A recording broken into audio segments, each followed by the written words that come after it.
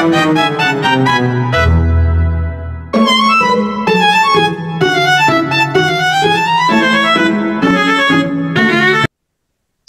warahmatullahi wabarakatuh. Alhamdulillah, Allahumma shalli ala Muhammad wa ala ali Muhammad.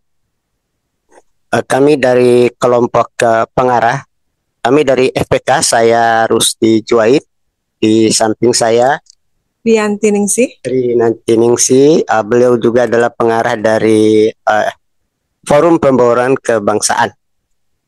Abang-abang mahasiswa pada kesempatan ini merangkum buku dari hasil literasi mereka. Literasi merupakan hal yang paling pokok, hal yang utama, bahkan saya bilang itu wajib bagi mahasiswa, karena buku merupakan pintu ilmu. Tanpa membaca, maka tentu ilmu akan terhambat. Oleh karena itu, membuat rangkuman buku adalah merupakan suatu baca yang menyimak literasi yang sangat baik, karena di sana akan mengetahui isi-isi pokok-pokok permasalahan yang ada dalam buku itu, termasuk memahami siapa penulisnya, ke arah mana maksud penulisnya, dan mau apa penulisnya. Oleh karena itu, saya kepingin teman-teman mahasiswa ini, abang-abangku, memberikan satu rangkuman literasi yang insya Allah nanti akan disampaikan bergilir oleh teman-teman mahasiswa. Judul bukunya Public Speaking Mastery, yang ditulis oleh Ongki Hojanto. Dipersilakan.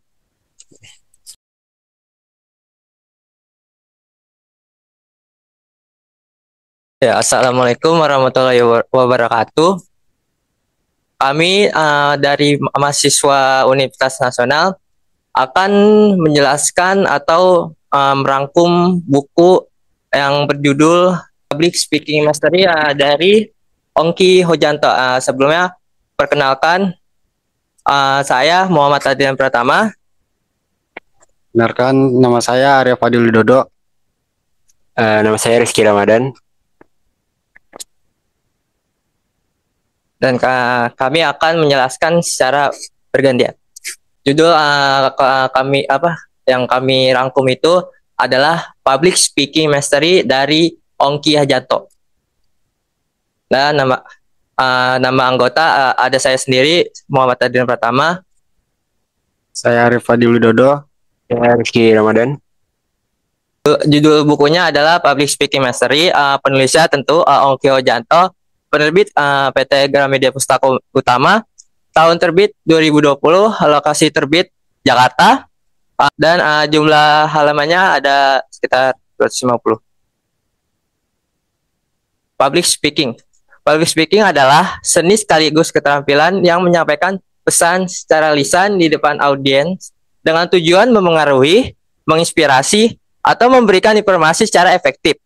Disebut sebagai seni karena melibatkan kreativitas, estetika, bahasa, pengaturan emosi, dan improvisasi yang dapat menggugah perasaan serta pikiran pendengar. Sementara sebagai keterampilan, ia dapat dipelajari dan dikuasai melalui latihan yang konsisten. Proses ini mengandalkan penguasaan komunikasi verbal seperti intonasi, pilihan kata, dan tempo berbicara, serta komunikasi nonverbal seperti bahasa tubuh, kontak mata, dan ekspresi wajah. Keberhasilan public speaking bergantung pada kemampuan pembicara membangun koneksi emosional, memahami karakter audiens, dan menyesuaikan gaya penyampaian agar pesan dapat diterima dengan optimal. Dan selanjutnya akan dibacakan teman saya. Pentingnya public speaking. Public speaking memiliki peran penting dalam kehidupan pribadi maupun profesional karena kemampuan ini membantu seseorang menyampaikan ide, gagasan, dan informasi dengan jelas, terstruktur, dan meyakinkan. Dalam dunia kerja, public speaking menjadi salah satu keterampilan yang sangat dihargai karena dapat meningkatkan rasa percaya diri, memperkuat citra profesional, dan membuka peluang karir maupun bisnis.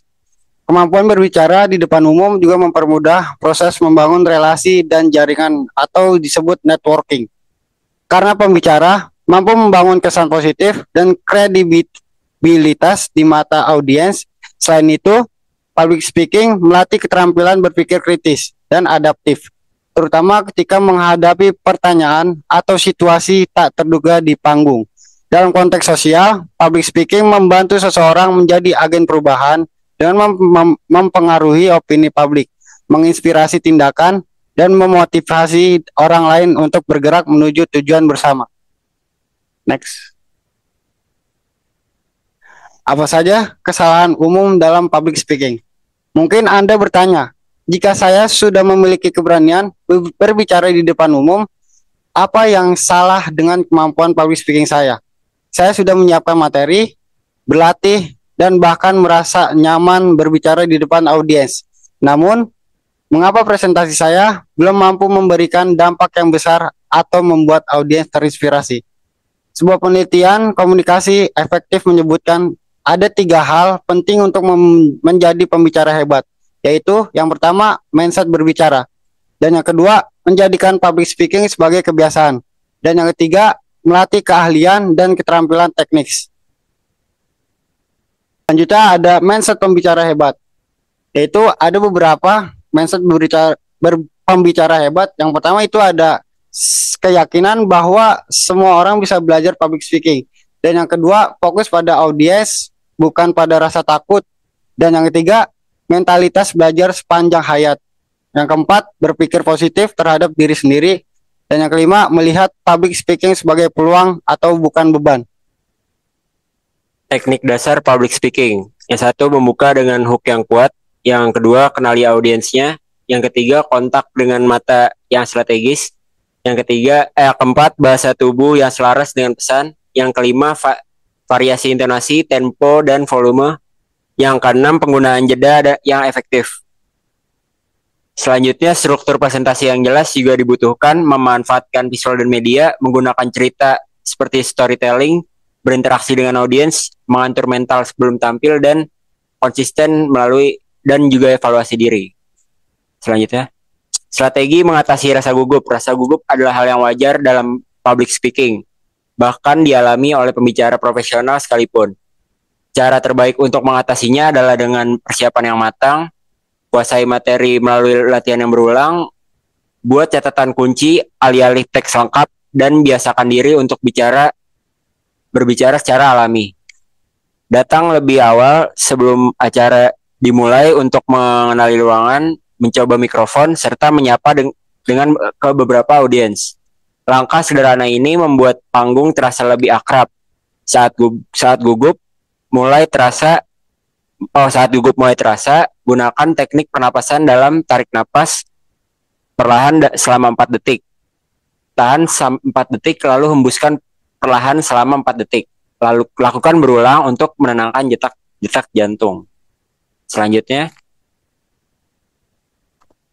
kelebihannya adalah buku ini mengungkapkan psikologi komunikasi dan berbicara di depan umum. Membantu pembaca memahami mengapa seorang berbicara seperti yang mereka lakukan, serta bagaimana cara meningkatkan kualitas penyampaian pesan. Penulis menggunakan contoh kehidupan nyata dan studi kasus dari pengalaman panggung untuk membuat isi buku yang relevan dan menarik. Buku ini dapat menginspirasi pembaca untuk meningkatkan keterampilan berbicara mereka dan menciptakan gaya komunikasi yang mendukung untuk kesuksesannya. Prinsip-prinsip yang dibahas dapat diterapkan dalam berbagai konteks, mulai dari presentasi di hadapan tim kecil, seminar profesional, hingga pidato di panggung besar di depan masyarakat yang luas. Kekurangannya mungkin dari buku ini kurang memberikan panduan yang praktis dan jelas untuk mengembangkan kemampuan berbicara di depan umum, minimnya contoh nyata atau studi kasus tentang situasi public speaking, serta gaya penulisan yang cenderung umum dan kurang mendalam bagi pembaca yang sudah familiar dengan topik penguasaan public speaking. Kesimpulannya, kemampuan public speaking bukan sekedar bakat bawaan, melainkan keterampilan yang dapat diasah melalui latihan rutin. Seperti berlatih di depan cermin, merekam diri sendiri, atau berbicara di hadapan teman. Latihan ini membantu membiasakan diri dengan ritme bicara, intonasi, dan gestur, sekaligus mengurangi rasa gugup. Selain latihan, persiapan yang matang dalam dan penguasaan teknik komunikasi yang sangat penting, termasuk memahami topik secara mendalam, menyusun alur pembicaraan yang logis, serta menyesuaikan materi dengan audiens. Penggunaan bahasa yang tepat, intonasi variatif, dan gestur yang mendukung membuat penyampaian pesan lebih jelas dan menarik. Lebih dari itu, keyakinan ini dan strategi komunikasi yang tepat, seperti storytelling, pemilihan kata persuasif, dan interaksi dengan audiens, memungkinkan pembicara menyampaikan pesan dengan meyakinkan dan berdampak, sehingga komunikasi menjadi efektif dan berkesan. Ya baik, tidak ada pembicara yang hebat, yang lahir dari rasa percaya diri yang sempurna. Mereka lahir dari ribuan kali latihan, kesalahan, dan keberanian untuk tetap berdiri. Meski sejarah bergetar public speaking bukan soal siapa yang paling pasti berbicara, tapi siapa yang paling tulus menyampaikan pesan. Itu aja yang bisa kami sampaikan, kurang lebihnya mohon maaf. Wassalamualaikum warahmatullahi wabarakatuh. Selanjutnya akan kami lemparkan kepada tim pengarah untuk melanjutkan, memberikan komentar terhadap PPT kami.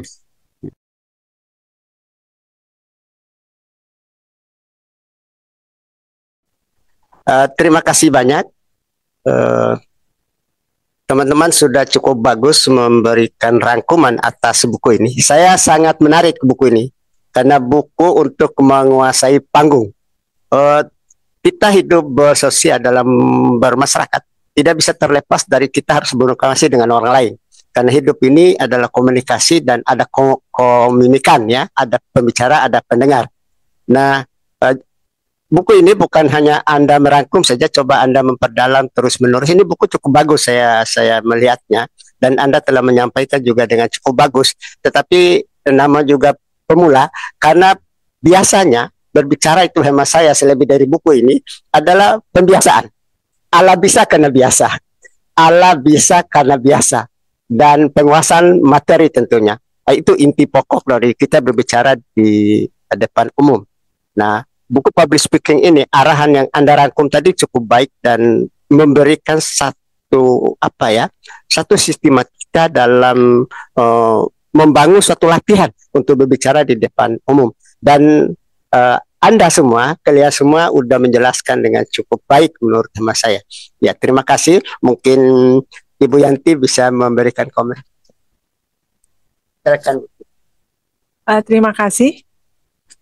Secara umum sudah disampaikan oleh Pak Rusdi dengan jelas dan komplit. Memang di sini kita hanya latihan bagaimana menguasai audiens utamanya. Terus menguasai audiens itu bisa dibuat kita praktis sehari-hari aja, jadi nggak usah harus sesuai dengan partitur buku itu gitu. Ya, itu aja, semuanya sudah jelas. Terima kasih, bagus sekali, sukses semuanya. Ya.